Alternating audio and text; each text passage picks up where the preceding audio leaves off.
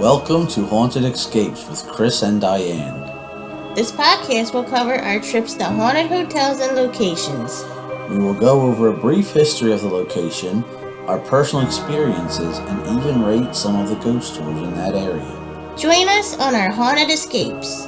Welcome to Haunted Escapes with Chris and Diane. Hello. Today we're going to be doing our Halloween episode, so happy Halloween, everyone. Happy Halloween. So for this episode, we have a bunch of people who listen to the podcast and family members who are giving us some of their personal stories. So we're going to record each of them. We'll have them where they tell their story, and then hopefully y'all like it. Our first story is going to be from Ryan. So Ryan, thanks for telling your story, and take it away. Okay, so this happened years ago, but I was over at my friend Jen's house. We were all just hanging out, and what happened was just me and her boyfriend at the time. We were sitting in our house, and we started hearing just like noises upstairs, walking, some doors closing.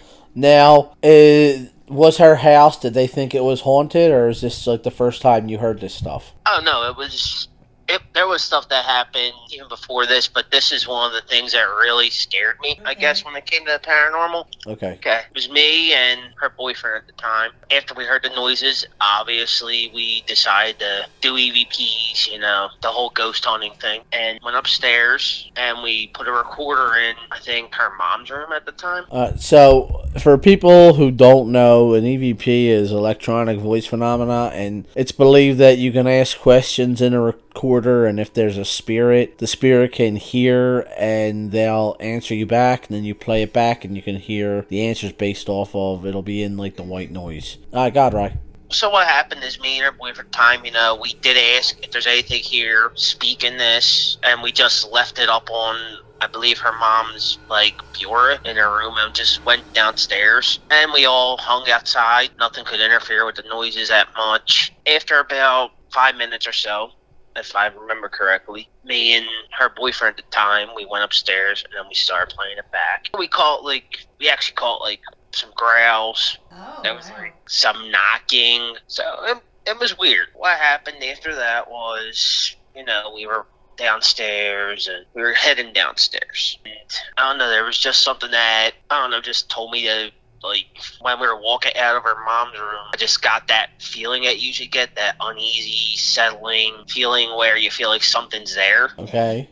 And then, so I tried not to look, so we started going, and when we go down her stairs, I saw it looked like a figure that was getting dragged underneath her mom's bed. Oh, wow. Makes any sense? And it scared me and her boyfriend time. We ran like crazy, and then we told her what happened, and then we had my friend listen to the EVPs. That right there was a very big turning point in me believing instead of just trying to be skeptical about stuff. Okay. So that was that, and to this day, whenever I talk about that, I'm actually shaking right now about it.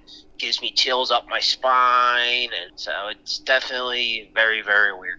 Now, did they ever find out if there was any kind of stories related to the house or anything like that, or they never really looked into it? I know that there was something that happened, but I forget what it was. I think it was a young girl got murdered around that part of the woods in Tacony at the time, or from years ago, something like that. It was definitely just it was definitely a very, very scary experience. But I think that somebody who looked like flesh and blood, or did you see a shadow? Yeah, was it how they always say you see ghosts, or could you see through it? Was it? It looked a full-bodied apparition, and I could make out the hair. Oh. It was long black hair, and it looked like it reached when it got dragged under the bed. It's definitely very weird. Like I said, even now I'm shaking talking about it. It was definitely scary as all hell. Well, yeah, it definitely would be. That's pretty cool. That's a cool story. Yeah. Did they ever have anything else weird happen after that? Sounds, anything? I know that after that, the house got, they moved away from there. Okay. All I know is every time I'm going there after that, it's just, you did hear, noises. You heard, walking up the stairs, all that. So, like, your basic weird haunted house yeah, stuff. but the big thing for me was definitely seeing that apparition, and that scared the crap out of me. Well, that's really creepy. Yeah. I'd be scared too. Yeah, absolutely. But That's cool. That's what made me love the paranormal, though, and that's why if I ever get a chance to tell it, I'll tell the story, because it was just something. And there could be people being like, oh, well, maybe you were doing some things or whatever you shouldn't be, but I swear 100%, like, what I saw was bone chilling and scary. But that's why, like, now when I think about it, that's why I'm like, okay, well, I became closer to, like, looking at paranormal stuff and all that. So That's cool. That's really cool. Well, thank you for sharing the story. Yes, thank you No for problem. sharing, man. All right, yeah. So that was Ryan, and that was his story, and we're going to be getting ready for the next story in a couple minutes. Welcome back to Haunted Escapes. We have my brother Robert on the phone with a scary story to tell. All right, so Robert, thanks for talking with us and coming on and taking time to tell us your stories. And we're also going to have stories from our two nephews, Robert's sons, Jason and Jackson. So we're going to start with Robert. So Robert, it's all yours. Take it away. Tell us what your first scary story is. Okay, so I had an experience when I was about in fourth and fifth grade. I can't recall exactly. And I attended Harris Elementary School. Yeah. And my friends and I had a really good friend named Kevin. Yeah, I remember Kevin. Yeah, and we would walk home from Harris Elementary School. And on our walk home, there were two ways to go. There was a way you could either cut through the woods. Yeah. And you would come out to a block away from his house or our house. I don't remember exactly. Or you could just stay on the side, cut through the side streets. And one day we had decided to cut through the side streets, and there was an abandoned house. It was a 2-story house. We had always walked by, and we would always talk about that house, Kev and I, and we'd always dare each other to go see who could go into the house the farthest. On this particular day, we were walking with a group of our friends, and we were telling them about this house, and we all got to talking, and then we all started to dare each other to see who was actually going to do it. And we stopped out front of the house, and it was between me, so it was myself, Kevin, this kid Pat that went to school with us as well, and all three of us, we decided to go into this abandoned home. Yeah, I think I remember this story. Yeah, because I remember Dad getting really mad at me for going in there. Yeah. Little breaking and entering. Pretty much. Yeah. So we go in the home, and this kid Pat, he was a naughty kid. I remember he was making a lot of noise in there, and he was like damaging the property. We somehow ended up deciding to go upstairs. We went upstairs.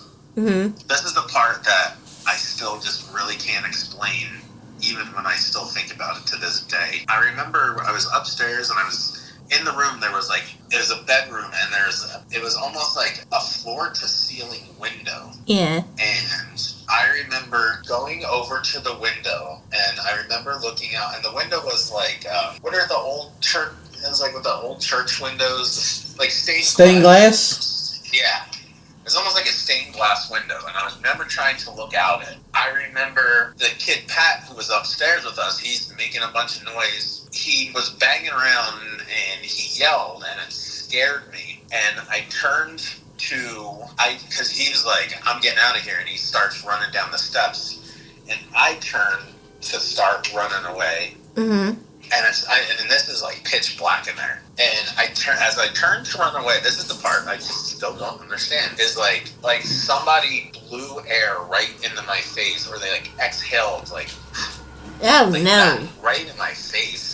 And that even scared me even more. I just remember running as fast as I could out of that house and, coming home. And then when I told Dad, obviously he was mad because it is, in hindsight, we could have got hurt in there, and it was dangerous. There could have been a homeless person or, something, a wild animal. Yeah, I think I remember Dad getting really mad about that. But just that, I don't know. I still think about that from time to time, just trying to figure out what exactly that was. And that's probably the only one experience I've ever had that I could say, if anything, was unexplainable, supernatural, or however you want to define it. That's pretty cool. That's a pretty cool story. What do you think it was? I have no idea. I don't know. It couldn't have been an actual person, because I mean, you would have, even though it was like pitch black, your eyes do adjust, and you would have seen I would have seen some kind of silhouette or an outline of a body. Yeah, especially if you said you turned around and it was right in front of you. Yeah,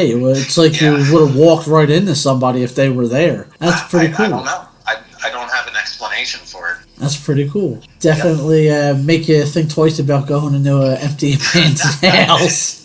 Absolutely. That's a really cool story. Do you guys know if that house is still there? Or do you think it was knocked down, or is it just too long ago? You don't really know. It's been so long since we've been there. More than I would. It was on that little cul-de-sac when you come out of the woods. Yeah. Was that house like, every neighborhood has like that haunted house? Is that why people would like dare you? Because they thought stories around it? I think all the kids knew it was abandoned, but I don't know if there were any like homeless or whoever living in there. Yeah, that's a lot of times abandoned houses kind of equal out to ghost stories kind of thrive around them, because like we had a house when I was a kid. We lived in Philadelphia, and our next door neighbor, the house was abandoned, but that became like known as the haunted house. So people would you would go through and stare in the windows, and they would say that they could see people walking upstairs, and there was always this light that would be turned on. So it's just one of those things where most neighborhoods always have that story about that haunted house, or that weird house that somebody lives in, the witch house or something. Yeah. That's pretty cool. Yeah. That's a really cool story. Do you remember any weird things from the house that we grew up in? No, just always kind of like your imagination playing tricks on you. Okay. All right, so that was thank you very much for that. Yes, thank you. That's a really cool story. So next we're going to talk to who's next? Jackson. So Jackson is going to tell us his story next. Take it away. Take it away. Alright, so me, my brother, my grandpa, and then Knox and Austin, which were my two friends, we were going trespassing into this abandoned house. We walked through. So I'm gonna give a little more detail to that. We live where they live out in the country. So think of, when he's telling the story, think of like an old abandoned little country home out in an open field. Okay. Kind of like the old creepy cottage. Okay. Yeah, like right by a train track. Oh wow, okay, I got you. That's pretty cool. So we walked in. We heard like footsteps, which were getting us creeped out. So everyone stopped moving. We heard footsteps coming from the basement, because there was a basement in there. And we walked through like the kitchen. We found an old TV stand, a tiger, pillow, and stuff, and we thought a homeless man lived there. Yeah. So we walked into the kitchen, big nice kitchen, and the door slammed shut of the basement door. Oh wow. Oh wow. So we open the basement door, we go down there, and then we hear footsteps go from the upstairs. So we all run upstairs, try finding what it was, and nothing was there. Oh, that's crazy. That's cool. So you guys kept hearing things that you would go one area, you would hear it somewhere else. You would go up to that area, and you would hear it in the other location. Kind of like you were chasing it. That's creepy. That's really cool. We haven't ever went back since. Yeah, I wouldn't either. Yeah, I don't know if I would want to go back either. I don't think I even knew that story. That's really cool. That's really cool. So what do you think? Do you think it was definitely a ghost, or do you think it was somebody else, like another homeless person there? I think it was a homeless person. I don't know. Well, we searched the entire house, but we couldn't find anything. Oh, well, It was a weird thing. Oh, there you go. Then maybe it was. Maybe it was the ghost trying to mess with you guys because you were in their house. Maybe, yeah. That's very true. Very true. That's a really cool story. That's a very good story. Thank you. Yes, thank you very much for that story. Does Jace have a story? Tell your story, Jace. Okay, he's getting ready. Okay. All right. Go ahead. So, me and my brother and my grandpa went to another abandoned house. Wow. There's a recurring theme with you guys. We went inside, and we went to the kitchen, and Jax asked if we can go downstairs, and then the door behind us slammed shut. That's okay. Yeah, that, and then we just ran out of the house. That was our first time going. Yeah. Was it the same house or a different house? It was the same house, so we had 2 times. I was gonna leave the other one for this because I know Jace wanted to say something about the house. Okay, so the same house, the same thing happened, and somebody else saw it. That's pretty Yeah. cool. That even makes it more creepy because now you have another person who experienced the same type of thing. There's some validation. Yes, it is. That's some validation. That's really cool. And that's why we went back and took our friends to see what happened. And then we went downstairs and heard footsteps. Okay. So you went one time and the stuff happened, and you guys went back and it happened again. That's really creepy. That's really creepy. That's really creepy. That's really cool. Yeah, that is cool. All those Before we thought it was just like the wind, maybe. Mm-hmm. But when we went back, when we heard the footsteps, we knew. Yeah, when you experience the same thing again, that'll definitely make you think. Yeah, definitely. It's the same type of thing that happens, and, that's another person who experienced it again. Sounds like there might have been something there, maybe. Yeah, definitely. Well, I guess that's one way for you to not go doing that again anytime soon. Yeah. Thank you very much for sharing that story. Thank you for sharing all the stories, guys. Yes, thank you. Yeah, thanks for letting us do that. Jax, do you want to talk about your haunted corn maze experience? Okay. Yeah, sure. So we go to this place called McClave almost every year. Do this haunted corn maze. One year we decided to bring my friend Knox, and we go through it. We hear they're telling us stories. I don't listen to the stories. I'm too scared to even listen. I'm looking around, because people are running in the bushes in the corn. Yeah. So I'm, freaking out there. Then somebody crawls underneath me. Oh, no. Jumps, 7 feet, 2 feet in the air, stomp on their fingers. And I'm afraid of chainsaws for some reason. So I hear a chainsaw start, and I start sprinting to the end. And then somebody jumped out, and I turned around as fast as I could, ran all the way back. I got lost in the corners. I didn't know where I was. And then I found my dad, and I jumped onto him and started crying. That's cool. Stomping on their feet serves them right for climbing underneath you the scariest. They got that. That was coming. Are you all ready for Halloween? Do you know what you're going to dress up as? I have to be a pig with my baby cousin. Okay. Yeah, I think... I wanted to be somebody from The Purge, but my baby cousin asked me if I could be the 3 little pigs with her. That's really nice. Jace, Jackson, their cousin are going to be pigs, and their grandpa's going to be the big bad wolf. Oh, that's cool. That's nice. That's cool. I always liked the themed Halloween stuff. The one year, me and Diane did that, and I was a werewolf, and she was the victim. Yep. She was the victim. She was all... We had the makeup on her, looking like she was all torn up. Yeah, I'll see if I can find pictures of it. Yeah, we gotta see if we can find the pictures. That was some good stuff. That's cool. That's always fun to do. Oh yeah, I've always liked that. Yeah. So thank you guys very much for telling your stories. Do you have anything else you want to say? We were talking about Fun Valley. And, okay. I pointed at a wall and I said, "Can great grandpa come?" And my great grandpa passed away. Oh, okay. And we got all creeped out. I don't know.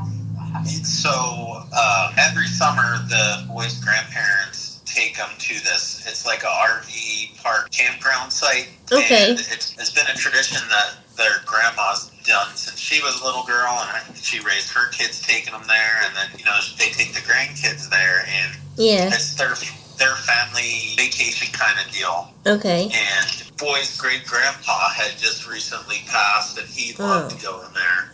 And there was a time where Jax had mentioned that he wanted to ask great grandpa to come, and he was pointing at the wall. Oh, wow. Great grandpa coming.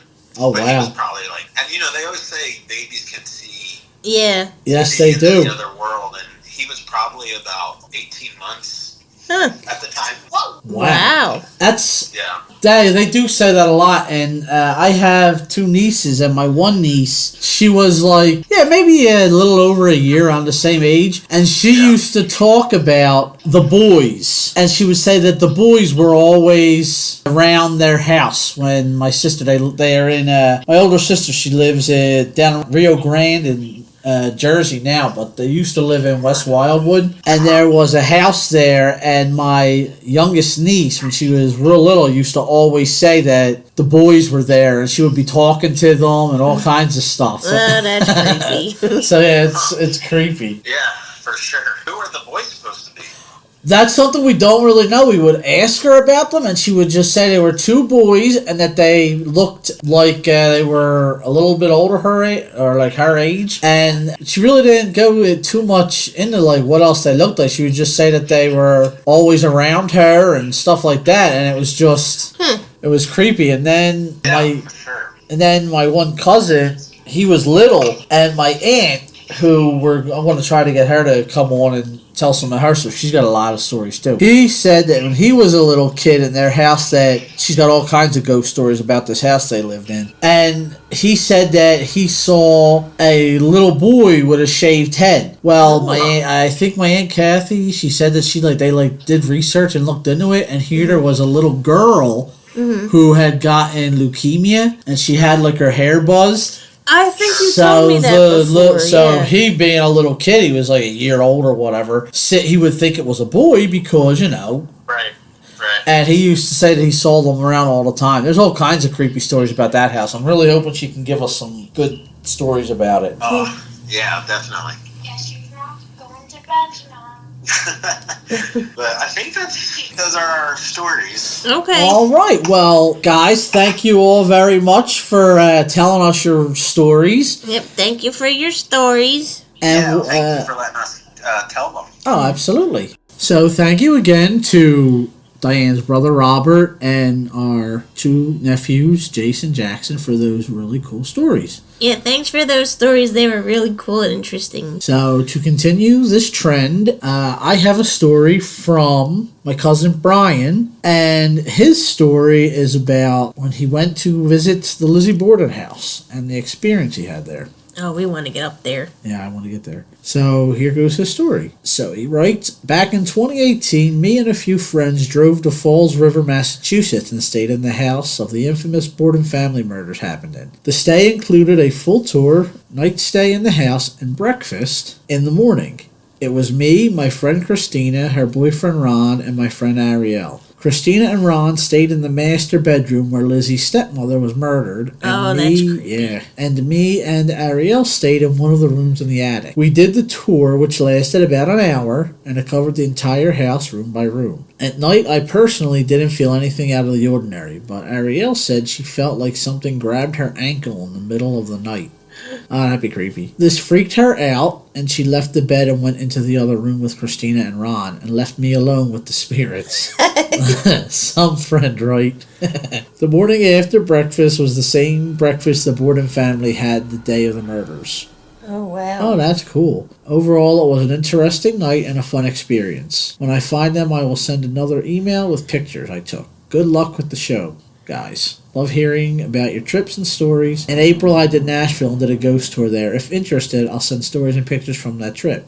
Oh, awesome. Yeah, absolutely. Definitely. Send us. Yeah, absolutely. Send We're us interested. everything. Yeah, whatever you got. That'd be great. So, that's a pretty cool story. I want to go there. Yes, I want to go there. It will be so eerie sleeping in that house when those murders happened. Yeah, and I'm surprised that the two that stayed in the room that the mother got killed in didn't have anything weird happen. I would think that would be a hot spot. Yeah, I would think so too. Well, we would have to have video and audio running and everything. Yeah, I would want to record that. I would want to get that stuff and record it just in case you hear or see anything. Just like I want to get back to the Myrtles and take a camera and do some recording there because that was some crazy stuff that happened there. So, yeah, thank you again Brian, great story. Thanks for the story. That's amazing. And yeah, as far as your Nashville trip goes, absolutely. You want to send it in, we're all about it. You know what to send it to. penepichproductions@gmail.com. And thank you again for the great story. Yes, anytime you want to send anything in, just send it to our email. So thank you very much. We have another story from another person who listens to us, as well as a friend of the family's. Mike, go ahead and tell us your story. So one of the oldest memories I have as a child, and it's not a dream, it's a memory, is of I was sitting in the living room in our apartment, in my parents' apartment. I was probably about 4 or 5 years old. I remember being able to move my arm to the other side of my body, like from the shoulder. Like double jointed type thing. Kinda, but I never thought of it until when I was much older, that it was possible that maybe I was like experiencing some kind of like possession or maybe some kind of like weird paranormal phenomenon. So that's just the start. And then Okay. then much later, like maybe about 2 years after that, I remember opening my closet door, and this is another memory, not a dream. And I forget what I was going in there for, and I opened up this little side hatch that was kind of like an extra like storage space. Okay. And when I opened it up and I was looking, I think I was looking for a toy or something. There was a passageway that led downwards. Oh, that's pretty cool. And I remember hearing crazy noises. Okay. And this is in the same apartment that I was talking about earlier. Basically, I hightailed it out of there. Okay. I would too. I closed it up and I shut the door and I proceeded to put my bed as a blockade in front of the closet. Okay. And it remained that way for many years, like literally many years. And I never thought anything of it. I was just like, okay, that's really creepy. But then when we moved out of the apartment into my grandmom's house, we went back into that closet and I opened up the hatch and I looked and there was no passageway. Ah, that's pretty cool. That's weird. Yeah, and then something similar happened when I was living at my grandma's house. Now this is like right around when a lot of weird, like this is where puberty's happening and like a lot of like weird things are happening to me.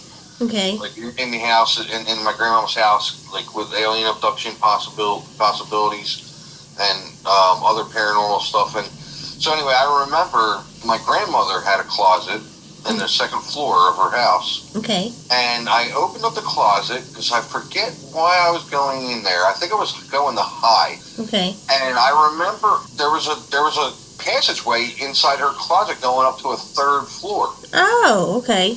And I remember, unless it was like a very vivid dream, I remember walking up this passageway to this third floor where everything was dressed in red. It wasn't blood. It was just red curtains, red carpet, red furniture. Everything was red, and I don't know what happened, but I got real freaked out and ran back down through this passageway down into my grandmama's bedroom. Yeah. And I shut the closet door, and then the next day I went in the closet again just to check, and that passageway was gone again.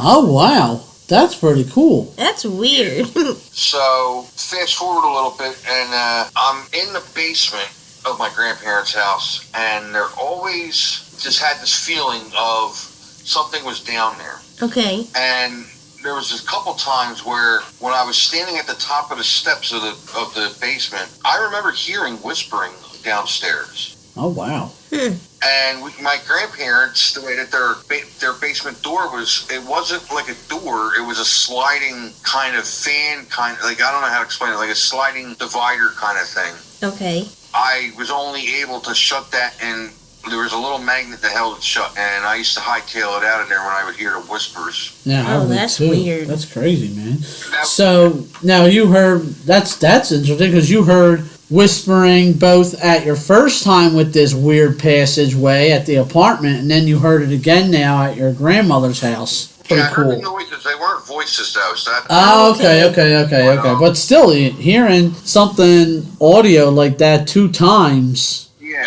Now In a similar situation, that's pretty cool. So after that other than the noises in the basement and like the whispering, I guess that I could have sworn I heard. I was never able to make out what was being said. It was just like whispering, like lots of whispering. Like maybe and I used to be freaked out by that basement so much. When we moved, I was very happy to get out of there. Well, I would be too. Yeah. Shit. But once again, I feel as though maybe paranormal phenomena were following me because at my parents' new house that we bought, I started experiencing some weird stuff there too.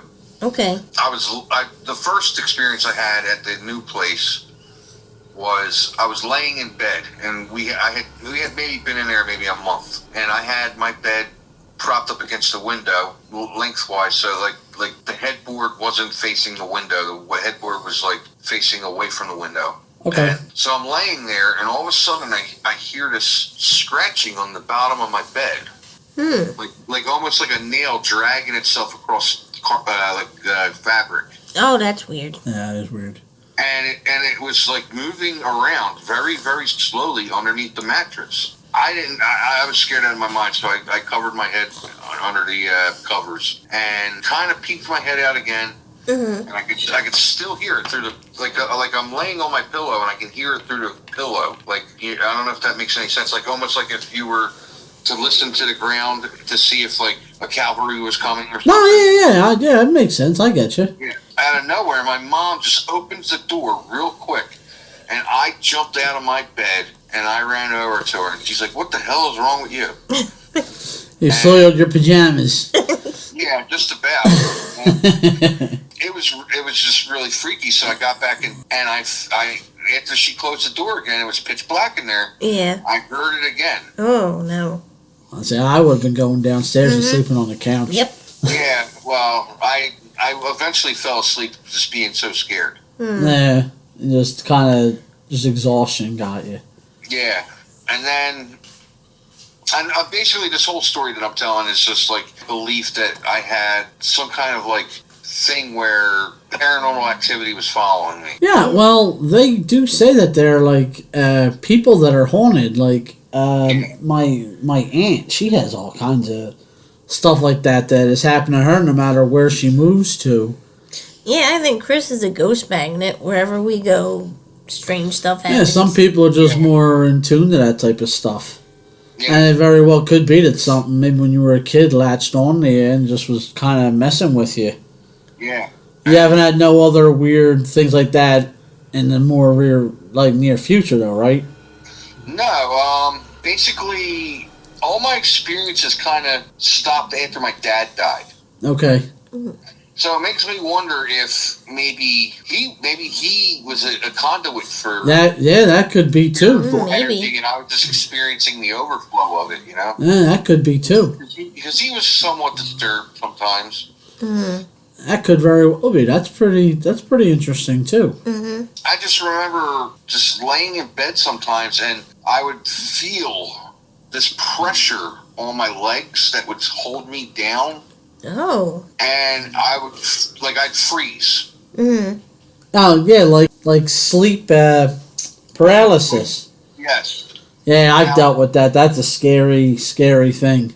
Yeah, and I could feel though something pushing on my legs, and there was one time I heard a voice, but it wasn't like I shouldn't say a voice. It was like a grunting. Okay. Right next to my ear, as if it was like right above me. And I closed my eyes real tight, and I just laid there until I fell back asleep. No, yeah. I mean, I've had stuff like that happen to me too, and it's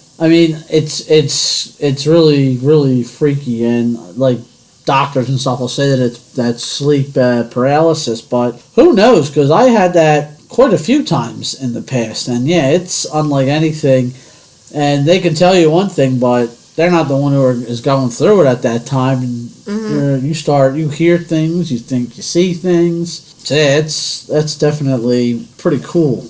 As a matter of fact, after my dad died, well, let me backtrack. Before my dad passed away, I was experiencing a lot of personal problems, and I knew a witch and she decided that she was going to offer to give me a protection spell.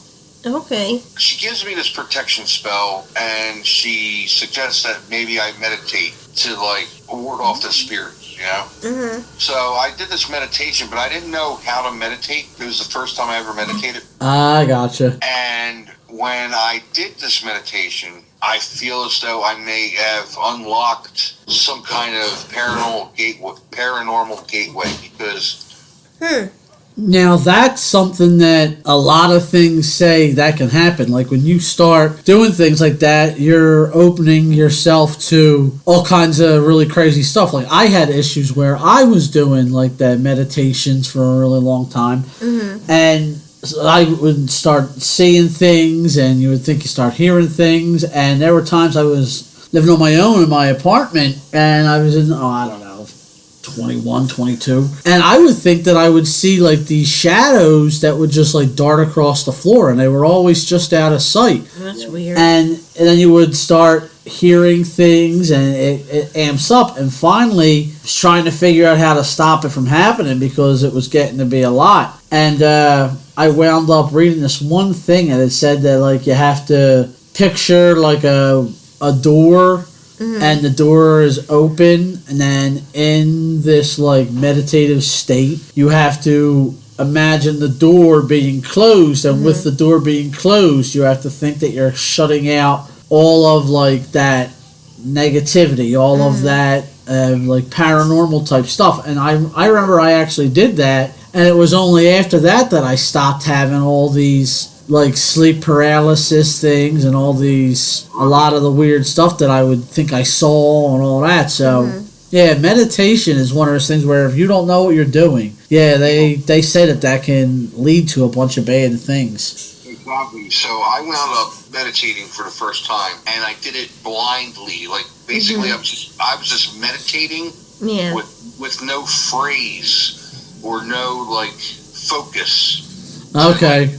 To keep me guided in the meditation. I was just free roaming this plane of existence. It was like this, like I could sense in my mind this I can't explain how. It was like this landscape of just like abnormal shapes and things, and I was like I was flying through it, and I think that was like kind of like a plane to another realm, but I mean, like, well, that whole thing when you do that, that's what it's supposed to be. You're opening yourself to all these multiple realities and, like, world-type things and existence planes, and they say that, that's something that's why they try to tell you when you do it, you need something to continuously focus on, because if not, your mind will wander, and then when your mind wanders, you can, like, invite things back, not knowing you're doing it, or things can latch on and follow you back, so... Wow. That's some crazy stuff. And then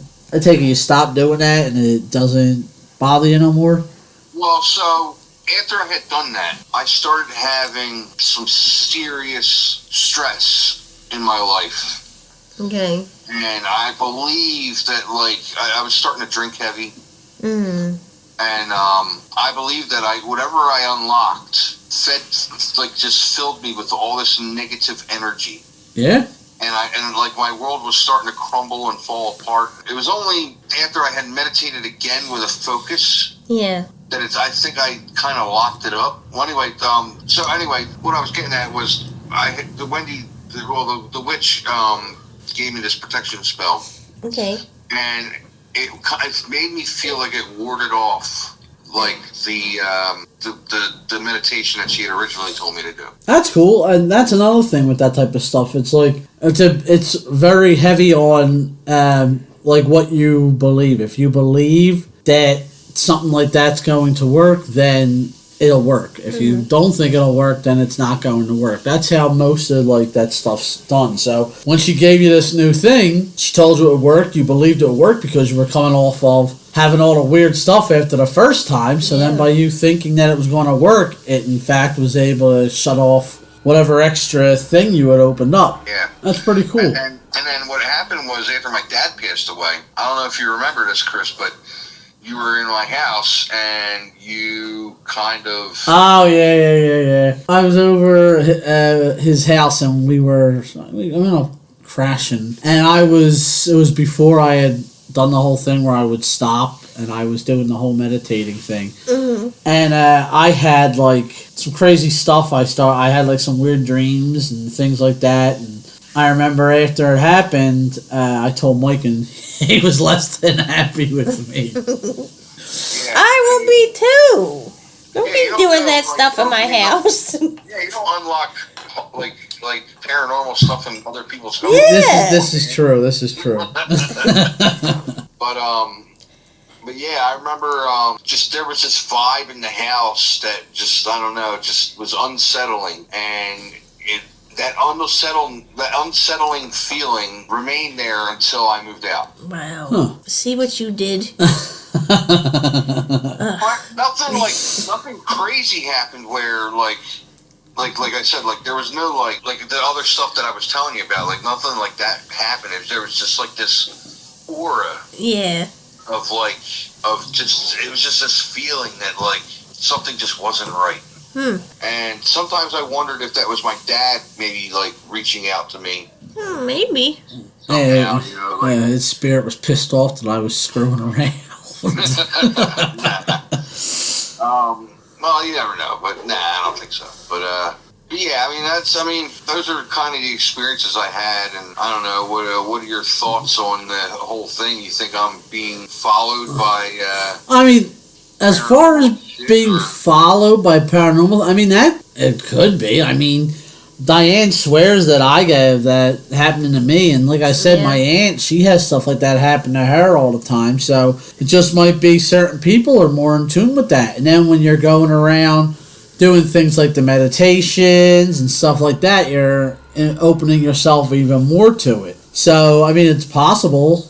It's very possible, or it could have just been totally different circumstance things that were just different areas of different things that go along with them, energies, spirits, whatever you want to call them. But it could be. Yeah, and that was the thing, though. Now that you bring that up, remember how I said I meditated again and I focused that time? Yeah. It was the weirdest thing. I might have told you about this because it might have been when I first had met you. But I did this meditating and I was on this plane again.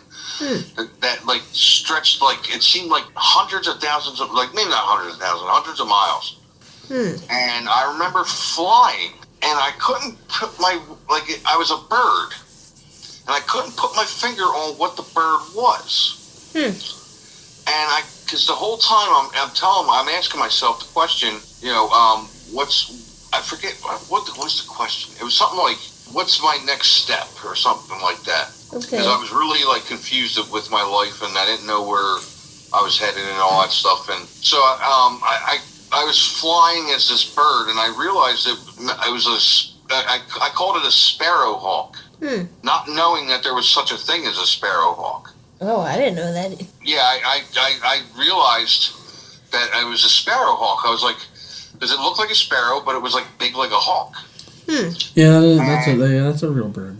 Oh, I never know that. Well, I think I still have the book somewhere on dreams and dream animals and stuff. Okay. It comes up as sparrowhawk is one of the dream animals. Yeah, that's another thing with a lot of that type of like new age type things, that you have like some kind of like a spiritual animal or spirit guides, like the Native Americans believed in all that stuff. That's exactly what it was, yeah. And that could have been what yours was, because I did a thing when I was younger. I went and I talked to this lady who was like a witch, and she said that mine was a wolf, and that's what I've been.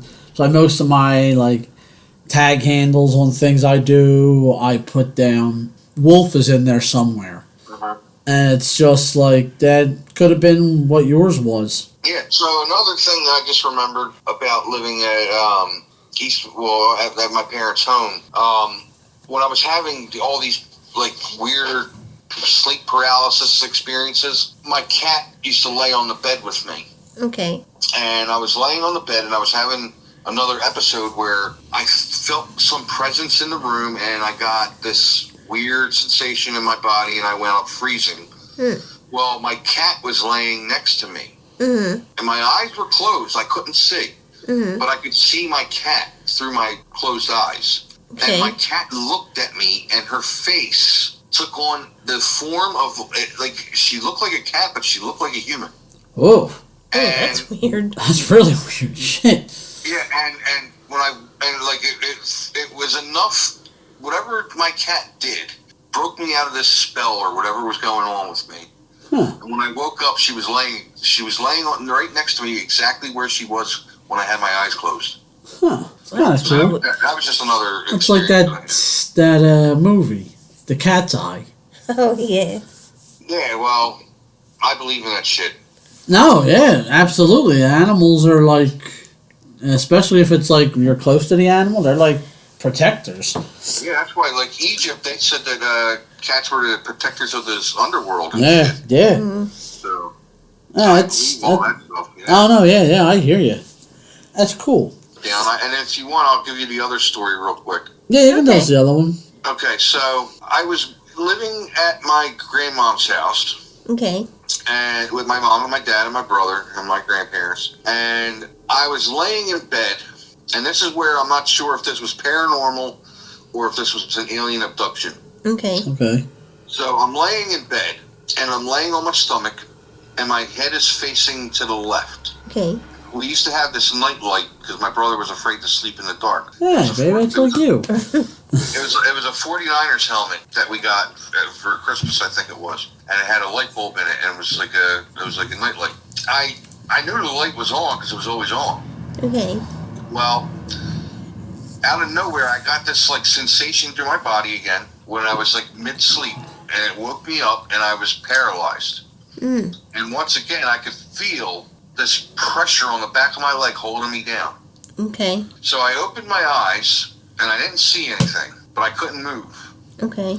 So I closed my eyes again. So then I hear this rustling in the background. I opened my eyes again, but this time the light was out. So I closed my eyes. I was... Like as if the bulb was out, or as if something was in front of it, just obstructing it? Like as if someone shut it out. Oh, okay. Like shut it off? Yeah, shut it off. Okay. Now I'm really freaked out because I know that light's always on. Okay. So I opened my eyes up again, and the light was back on, but this time there was a figure. Like all I could see was the silhouette of this head in front of me. And I couldn't make out the face or nothing. But as I'm laying there paralyzed with my eyes open, I could like peek upwards to the top of my head. Okay. Which was facing the door to the bedroom, and I could see shadows moving around in the hallway. And the thing that was weird was our door was always shut closed, so I was able to see through the hallway. So something opened the door, and out of nowhere, I just closed my eye again, and I woke up the next morning, and I went downstairs, and my mom's standing there, and I was like, "Mom, I think I was abducted by an alien." And she goes, abducted by an alien. She's like, she's like, are you watching X-Files or something? And I was like, that has nothing to do with it. I said, this really happened. You know, I remember it, and I can remember feeling all the sensations and everything like that. And then my grandma just happened to overhear us, and she goes, you know, when I lived in Australia, which was with my mom was a little girl at the time. But my grandma owned a farm with my grandfather. Okay. And one night they heard all these weird noises, she said, and the next morning there was a giant crop circle burnt into their farmland. Oh, no way. That's cool. My mom begins telling me, she's like, do you remember this? To her mom, my grandma. She was asking her if she remembered that my mom remembered one night when she was a little girl in Australia on this farm, all these lights flashing from outside of all these multicolored lights flashing from outside of their house. Oh, that's weird. And all this loud noise and all that stuff. And so I was like, wow. And here my grandma actually called into the radio station to talk about it because there's one of the radio stations just happened to be talking about the subject, and she told the story over the radio many years after this. Yeah. Happened when she was living here in America, because back then, had she said something when she was living in Australia, back then they would have looked at her like she was crazy. Okay. Yeah. Because that was like something you didn't talk about back then. Okay. So I happened to mention this to my French teacher in high school, because he was a psychologist, and he told me that it was possible that my family was a part of a family chain abduction. It might be. Who's to say? And it always struck me because there was other situations where I'd be, and this is where I'm not sure if it's, like, now that I'm older, I'm not sure if it's paranormal or if it's alien abduction type stuff, but I remember, like, I was laying on my stomach in bed, and it felt like I was, or at least I thought I was in bed, but then it felt like I was going like 1,000, like really, really, really fast. Like, I could feel, like, you know how you can feel, like, the force of the acceleration of something? Yeah. When, like, especially when you're in a car. Well, I was laying on my stomach and I could feel this acceleration as if I was going extremely fast. And then, out of nowhere, I remember I woke up, and for a split second, I could have sworn I was hovering above my bed. And I dropped down. So I don't know if that was an alien situation or if that might have been something paranormal. But yeah, that's basically most of my stories, I guess. That's really, really scary, especially weird, for a kid. I was terrified. I didn't want to go to sleep when I was a kid. I wouldn't either. I was terrified. I felt like every night something was going to happen. No, that's crazy, dude. Yeah. But yeah, hopefully, this is enough stuff where you can work with it. No, absolutely, man. Thank you. That's a lot. We'll be able to get quite a bit out of it. That's cool. Thank you. Yeah, man. No problem. Anytime. So thank you for that story, Mike. It's a really good one. Yeah, that was a really good one. So now we do have another one from my father-in-law, but before we put his on there, I would like to tell a story from a couple guys I talked to where I work. So I was telling them about the podcast and what we do, and this one guy who I spoke to, he told me that he runs a machine, and when he's running the machine, he always shuts it down at the end of the night. Like, he's constantly make sure everything's shut off. Well, he says that this one time he shut it all down and he left. Well, he came in the next morning and the machine was powered back on. Oh. And the crane overhead, which he had left down the one end of the bay, was down by his machine now. Really? Yes, and there was nobody else there was there? nobody else there. The building was locked up because he was to let him and this other kid who was there. They were the last ones out, and they locked up everything before they left. And there was no night shift or anything like that. And when they came in the next day, not only was the machine on, there was also the crane was moved all the way down. Could there have been like a power surge or something? Not would that that would have done it? No, not that would do all that. I mean, once the power's off, there's going to be no power. So even if there's a surge, it's not going to do nothing. The most it would do is the next morning it wouldn't turn on because of a surge. Okay, so but it this just looks like there was somebody there working. Yeah, it was as if somebody was there working, operating the crane. And there's another story about the same company that it's the same building. It's the new building that they all just moved into. So the other story was that it was late at night and they were getting done. Sometimes they'll work until like 8-ish. And the couple guys, one was the manager on duty and the other one was one of the other machine operators. Well, it was like 8 o'clock and it was in like the winter time, so it was dark. It was getting dark. And they have this big it's called a Doosan. It's like a giant fork truck that they move heavy piles. Yeah. So the Doosan had been brought in and it had been parked in the very back of the warehouse. Yeah. Well, they were going around and the manager on duty, he left. He was leaving a little bit earlier than the other guy.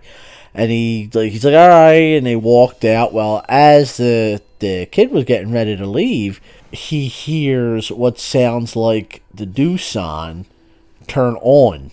Really? Yes, and to the point where he thought that The manager had turned it on because he might have forgotten something or he wanted to pull it further into the bay.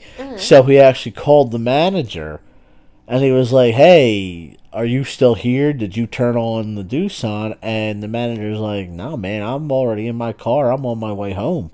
You're there by yourself." So then this kid, he wound up deciding he was going to go actually, like, look into the thing. Which I don't know if I'd be able to do it. Not by myself. I'd probably, if someone else was with me, maybe. Yeah. But by myself, I don't know if I'd be willing to go poking around. Yeah. So he went back to where the Doosan was parked, and it was on.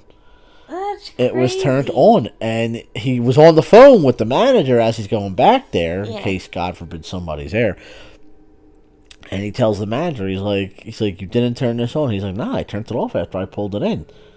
And he's like, "Well," the kid's like, "It's not. It's on, and it's running." That's creepy. So, and then now I just started at this job back around Easter. So, I don't know a whole lot about the stories that are going on there, but a lot of guys have said that there's some weird stuff that has happened in the building, and they all got, like, creepy, scary, ghosty stories. So, I'm going to try to get some more, and I'll do maybe another episode like this down the road. Yeah. And we'll just, I'll try putting it out there for another, or maybe one on regular. Maybe we'll do something about, like, haunted workplaces. So I'm guessing this thing, when you turn it on, it's not just like a slip of the finger. No, it's like a car. It's got a key. You have to literally put the key in the ignition, and you have to crank it. So was the key in the ignition? Yes. It was? Uh-huh. And what they usually do is they'll take the key out, and there's like a hook on the side of the Doosan. You climb up, and they'll hang it on that. Yeah. Because they don't want to keep it in. Yeah. And the manager on duty, he said that that's what he did. He said that he had unplugged it, and he swore he remembered hanging this thing up. Oh, that's giving me But goosebumps. when he went in there, the kid goes back there to look, and it was, not only was the key plugged in the ignition, the thing was on. Well, yeah, because the ghost crew was getting ready to work for the night.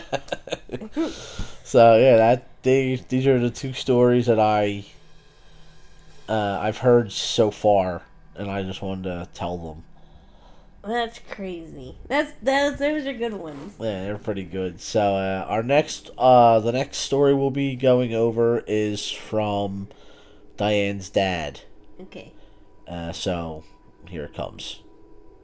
Okay, so now we're going to have another story from my dad. All right, Bob, you're on. Okay. My grandfather had a hunting dog. Her name was Daisy, and we could only hunt certain times of the year. The other time, she was just a pet, and one of her favorite toys was just this rubber ball. Okay. She loved the rubber ball.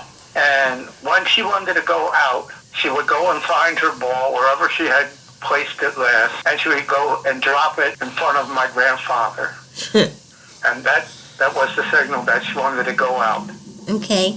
Daisy died maybe a year before my grandmother died. Okay. And when my grandmother died, there was furniture that we got from her house. We had just moved in to our house in Collingdale. And one of the things we got was a bed that we placed in our attic. Yeah. And another thing was an old china closet. Okay. And in the drawer of the china closet was Daisy's old ball. Yeah. And my son then must have been about 4 years old, and he would play with the ball. Okay. He would play with it, we'd carry it from room to room, and he would take it upstairs, and he even would go into the attic and play with his toys, and he would take the ball up there with him. Okay. We never really kept track of it. It was around with his toys somewhere. One night, we heard this ball bouncing, and the sound was coming from the attic.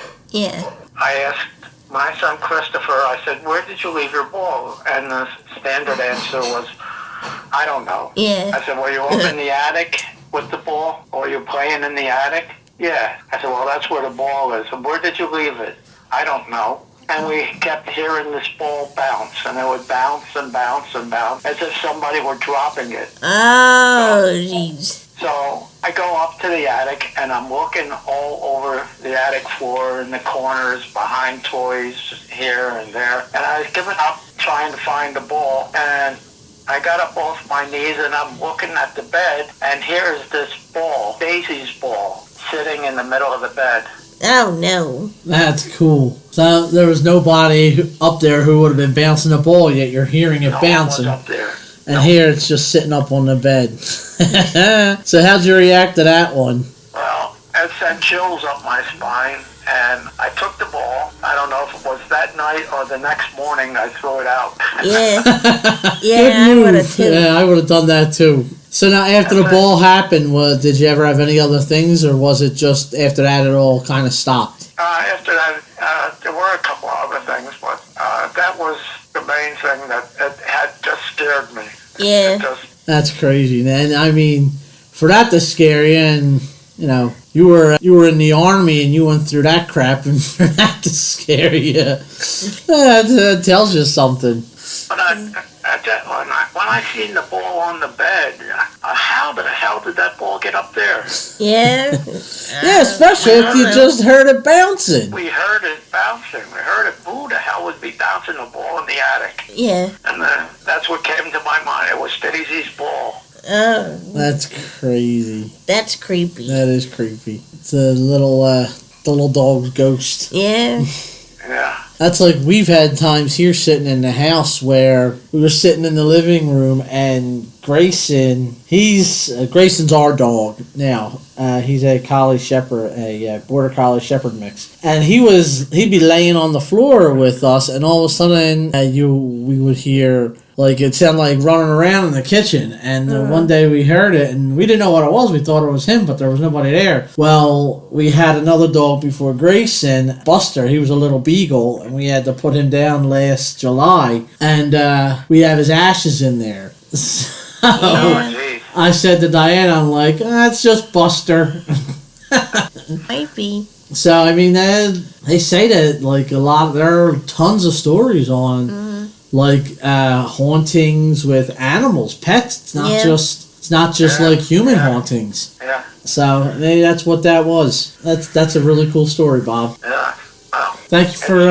Well, Thank you for telling. Okay, so I want to thank my dad and everybody who has given us stories for this podcast. And I'd just like to say that the story that my dad just told is one that I told in our first season. And I remembered it a little bit differently, but he's the one that it actually happened to. So we'll go with what he said that happened. Yeah, so his version is canon. Yes.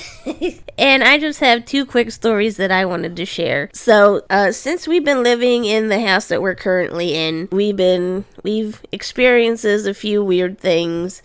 And one night I was in the kitchen and I have a window over the sink and I was doing dishes and I had my back turned towards the entrance to the kitchen from my back turned towards the doorway. Now, this also happened. Her mom had passed away not too long before this happened, so just put that out there. Yeah, this was about maybe a month after my mom had passed, and I was doing dishes in the kitchen and I felt somebody like walking up behind me and I thought it was Chris. And I looked over my shoulder, didn't see anyone, and I called to him, and you were upstairs in the bathroom, I think. Okay. So I turned back around, went back to washing the dishes, and I see this shadow, and it's just a black shadow that moved across the wall, across the window, right in front of me. I mean, I'm getting goosebumps now thinking about it. So, I don't know what that was, but it felt like somebody was in the room with me. Was it my mom coming to visit? I can't say for sure. But it felt like definitely a presence there. Now, another cool tidbit about her seeing the shadow in the kitchen. There was one time also, this was after her mom had passed away, and we were out in the yard and we were barbecuing. We were all out in the barbecue and like grilling and everything, and I turned around and I thought I saw what looked like somebody in our window looking out at all of us. Yeah, I remember you saying that. Looking out at us while we were out in the yard barbecuing. So maybe that was same thing you saw. Maybe it was your mom, because she used to love coming over here for barbecues. She would have been here for a barbecue. Yes, she would have. She would have made her pasta salad. Yes. My mom's pasta salad was delicious. I didn't say it wasn't. I'm just not a fan of pasta salad. You just don't like the chickpeas. Yeah, I really don't. But, so maybe that's what it was. Maybe it was. And the second story I have is another quick one. It was the beginning of Halloween season. It must have been early September. And I was going down into the basement to get the Halloween decorations, see what we had, and all the stuff I didn't remember buying last year. So I went down the basement, and we have all of our decorations in the big tote bins with the lids and everything, and we have them stacked. And you know, when you stack them, there's the little indentation on the top of the lids, so they stack properly and they don't fall over easily. So I went down to the basement, and I saw that 2 of our totes were knocked over, and I froze for a minute, and I was like, well, how did that happen? I came back up, I asked Chris, he was at home at the time. I was like, did you go downstairs? Were you looking for something? Did you knock over the totes? And no, I don't really go down the basement. The basement kind of creeps us out.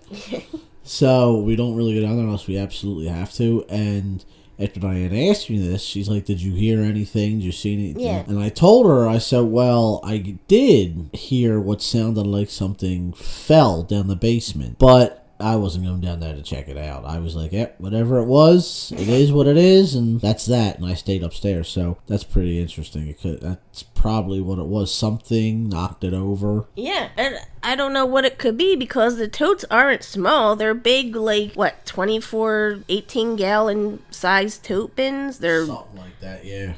They're pretty big. And we have all our Christmas decorations in them because our basements flood, and where we live, a lot of the basements flood around here. Mm-hmm. If you have cardboard boxes with your stuff, they can get mildewed, and they can go. You got to throw stuff out. Yeah. So you buy the regular Tupperware totes, and that's what we had. And yeah, they're the types that you'll see at the store, and they stack, and these were stacked 2 or 3 high, and something knocked them over. Yeah, when I saw that they were knocked over, and Chris said he wasn't down in the basement, nobody was down in the basement, I have no idea what could have knocked that over. It had to be something with a lot of force that knocked it over. It couldn't have been a mouse or something. No, yeah, because they had some weight to them. Yeah. Then, so now there's another story that I have for you here. This one there's actually 2. One comes from my mom's cousin. She's my mom's cousin Linda, and so we grew up calling her Aunt. Is this the Aunt Linda that listens to our podcast? Yes, she's a big fan of the podcast. So shout out to Aunt Linda. And so the story is something that it actually happened to her, my mom, my father, and her husband, Uncle Rob. So what we did was this was before I was born. This was my older sister was a baby, and they had a son who was the same age as my older sister. The 70s. Yeah, and they had it was right after the Friday the 13th came out, the first one. Okay. So they wound up going on vacation because we used to do stuff with them. I mean, all the time when we were kids. We grew up with them and go over, nice. And my mom and them would always do stuff. So they happened to go to this camp, and they were the first people coming into. Was it Camp Crystal Lake? Yeah, I know. Right now, I don't remember the name of the camp, but it wasn't Camp Crystal Lake. No, okay. No. I'm not even 100% sure where it was. But it was a camp that they went to, and it was beginning of the season for the summer. So they were the first set of people who were coming in there, and they had rented a little cottage. Mm-hmm. So with the little cottage, they cleaned it out. Mm-hmm. And everything to get it ready. So while my mom and my Aunt Linda had the kids, 2 babies, and they were cleaning up everything, my dad and my Uncle Rob, they left. They went to the nearby store. I think it was in the Pine Barrens, if I'm not mistaken. I think it might have been the Pine Barrens over in Jersey. Anyway, so they wound up, my dad and Uncle Rob, they went to go get, your provisions. They're going to be staying for a while, so they went to get their stuff. So now they come back, and as they're driving up the driveway, they look up and they see a window, And in the window, it looked like a woman, and she looked out, and then she pulled the blind down. And this was at the house they were staying at? Yeah, this was at the house in the camp. Okay. So they get out of the car, they go in, and as they get in there, my mom and my Aunt Linda are sitting downstairs, and they're talking, the kids are playing, and either my dad or Uncle Rob, one of them were like, which one of you were just upstairs? Yeah. Which one of you guys were upstairs in the bedroom, messing, like pulling down the curtains and messing with the curtains? Because they thought they were up because they were cleaning. Yeah. And both my mom and my Aunt Linda were like, neither one of us were up there. We've been down here since you guys left. That's creepy. So then my dad and my Uncle Rob, thinking immediately somebody else is in the place. That's where your thoughts go to. You're not going to think, oh, it's a ghost. No, you think somebody's in the house. You got your wives, and your little babies there. So they go upstairs, and they check the upstairs. I think there were 2 bedrooms in the place, in the cabin. So they check the first bedroom, it's all clear. And then they go into the front bedroom where they saw this thing. Well, as they open the door and they're looking around, here, there was nobody in the room. And B, where they saw this window, there was no window. What? So there was no window, so therefore nobody could have been up there. So Nobody could have pulled it down, but and my dad he didn't really believe in ghosts or any of that, but this was the one thing that he could not explain what it was, because there was no window there, and both him and my Uncle Rob swore that they saw somebody in that window, the non-existent window, pull down a shade. I don't even have words. Yeah, I know. It's crazy. Oh my god! And did they just stay there? Yeah, they stayed. They stayed. They'd already paid for it, so they were staying. I would be like, you have to give me another cabin. And then the same place. It was like the next day or whatever. They went out on the lake. Yeah. Because they were going to go canoeing. My mom said. Okay. Because there was like a little island, and you could canoe out the island. They were going to have like picnic. Well, they had my sister, who was a baby, and my cousin, who was a baby, and they were going to set them up in the canoe. Okay. And the guy who rented out the canoe, he saw them put the life vest on, and they were going to clasp the life vest to the canoe itself. And the guy was like, oh, no, don't do that. He said, and they're like, well, why not? And he's like, we didn't want to bring it up, but apparently, like, the previous season, there was a little baby who they had put them in the life vest, and they attached it. The parents did, thinking it would be okay. Well, they were out on the water, the canoe flipped, and the baby drowned. No. Oh. So yeah, that's a story they told, forever, up until my dad passed away. He would tell the story. Wow. And yeah, my Aunt Linda, she listens to the show all the time, and she's a fan of it. And she texted me the one day. She's like, "Oh, you should tell them the story that your dad and Uncle Rob went through when we were at that camp." And I was like, "You know what? Yeah, all right." And this is a good opportunity to do it. Yeah. So that's that story. That's so creepy. Yeah. And then this other story I have. Now, this story happened to my youngest brother. Now, my youngest brother, he's autistic. And when he was little, we moved into this house I think it was in Port Richmond in Philadelphia. And when we moved into the house, it was like all the houses down here are all kind of small. None of them are really big. It was a small house, and you would walk in from the front door, and you had a little tiny living room, and then the stairs came down and like acted as like a wall that separated the living room from the dining room. Okay. And then you could go around, you would walk past the bottom of the stairs to the dining room, then into the kitchen, then out to the yard. So my brother, at the time we moved in there, he was a kid. I guess he was maybe, I don't know, 3 or 4, maybe 5, but he was little. When you went to the dining room, there was a glass pane door that led down to the basement. Okay.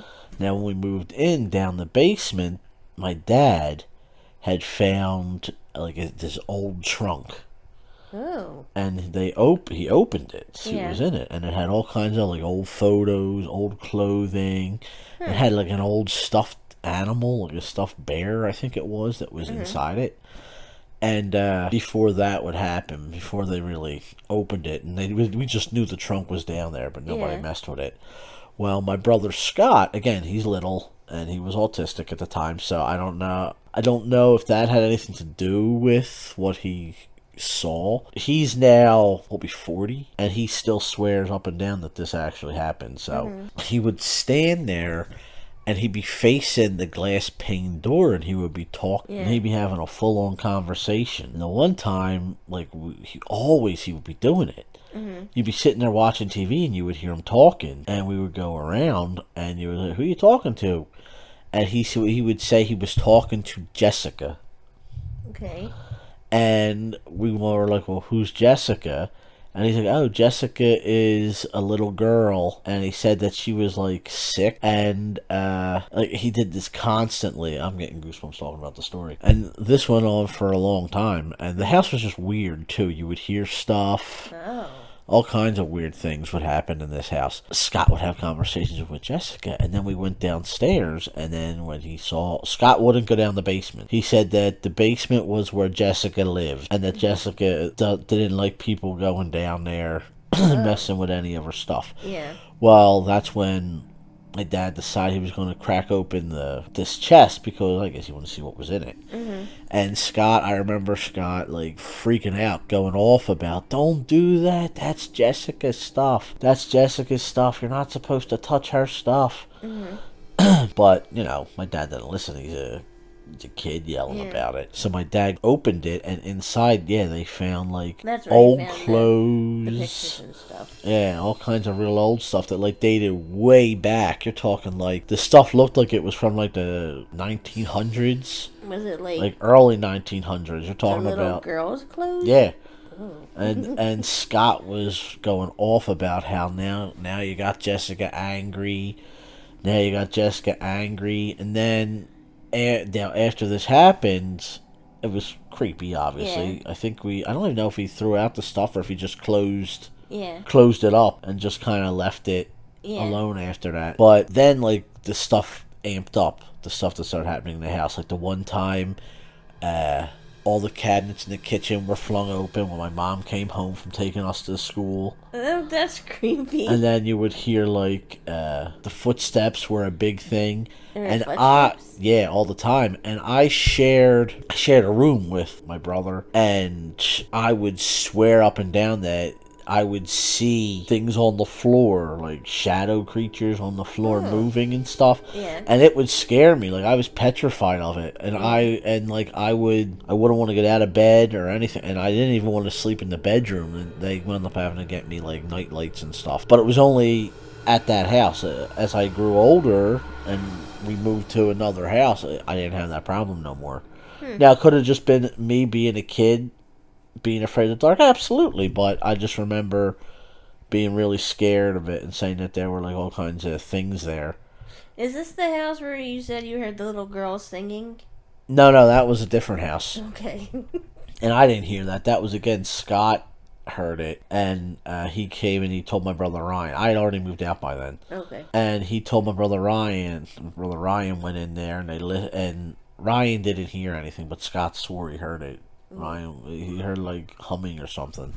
But back to this story. So then, not only did the cabinets all get flung open and all that stuff, you would hear stuff. I would think that there were the things on the floor. And then the one time, the New Kids on the Block were out. Oh. And talking my language. And my sister Kim was a huge fan. Yeah. And she had a tape, like a VHS tape, of one of their concerts. Yeah. And she would watch it all the time. Well, the one day, she'd had it on, and she, like, stopped it or whatever, because we were getting ready to go to my grandmom's house. Well, we all went to my grandmom's house, so nobody was in this house. And at the end of the day, because we would go to work, well, not work, we would go to school, and my mom would go to my grandmom's and spend time with my grandmom, because my dad would be at work. And then my mom would stay at my grand's all day. I wonder if what part of the reason she stayed there was because of the weird stuff that would happen in the house. I never really asked her that. Makes sense, though. Yeah.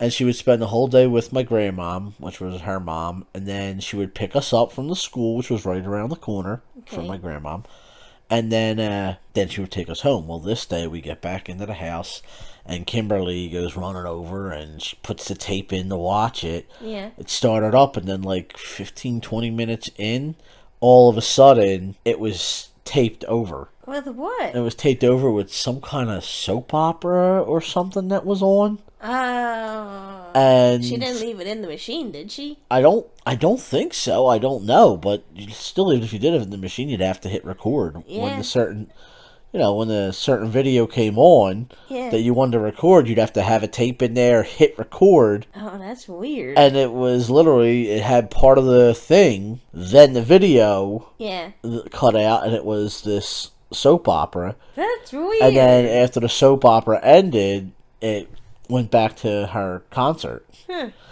And she was so upset about it. And then Scott was just like, as a nonchalant thing, he was like, oh, that was Jessica. So that's a pretty good story that I still remember even now. Oh God, it's 35 years later. That's creepy. But yeah, so and then my older sister had a story where they were at my Aunt Kathy's house. My mom would babysit my cousin Billy. Yeah. And she would take my sister over there, and they would sit for the day and all that stuff. Well, my sister, the one day, the story, they were like that. My sister still to this day swears it happened, and my cousin Billy will tell you it happened, and my mom would say it too. Well, what it was, my mom was watching them, and the one day my mom she's watching TV, and the kids were playing in the dining room, and then all of a sudden she hears them talking, and they're like talking back and forth and having like a full conversation, and she hears them saying, no, we can't do that. Yeah. My sister Kim, she's like, no, I can't do that. My mom don't want us doing that. And then my cousin Billy, he's like, no, my Aunt Lori don't want me to do that, and we'll get in trouble. And my mom went in to see what they were doing, and she's like, well, who are you guys talking to? Yeah. And they're like, oh, don't you see him? He's a little red man in the corner. A little red man? In the corner. God. And he wanted to take them to the circus. Oh, no. So after this happened, my mom's like, okay, come on, you're coming in with me. Yeah. And she took them into the living room. I would leave that house. Well, they were in the living room then watching TV, and all of a sudden, the TV would, it turned off. Yeah. And then my mom was like, what's that all about? And she plugged it back in, and she turned it on, and it turned itself off again. So then she was like, fine, whatever, and she unplugged it because she didn't. And then with the TV unplugged, the TV turned back on. Nuh-uh. That's what my mom said. My mom swore that this would happen. So she's like, after that happened, it was like the winter and it was cold. Yeah. She got up, put my sister and my cousin in their little snowsuits and took them to the park. And then, before she took them to the park, because there weren't cell phones, she called my aunt at work, and she's like, we're going to be at the park. When you're done, come get us. Okay. And that's where she took them. That's where she took them. She took them to the park, and they played at the park, and my mom sat there in the cold weather because she didn't want to be in that house no more. I wouldn't either. I don't blame her. Yeah, there were a lot of stories about that house. Another one was the one time my mom and my aunt were sitting watching. They were like talking in the kitchen, and on the counter, there was like a coffee pot and like cups and stuff. Yeah. And as they were talking, my aunt's got her back to the counter, and she's talking to my mom. And all of a sudden, my mom's talking, and my mom like stops, and she's like looking over my aunt's shoulder. My aunt's like, "What?" And I was like, "Oh, nothing." And she go back to talking, and then she's looking again, And my aunt said, "You saw it, didn't you?" My mom's like, "What do you mean?" And she's like, "What's?"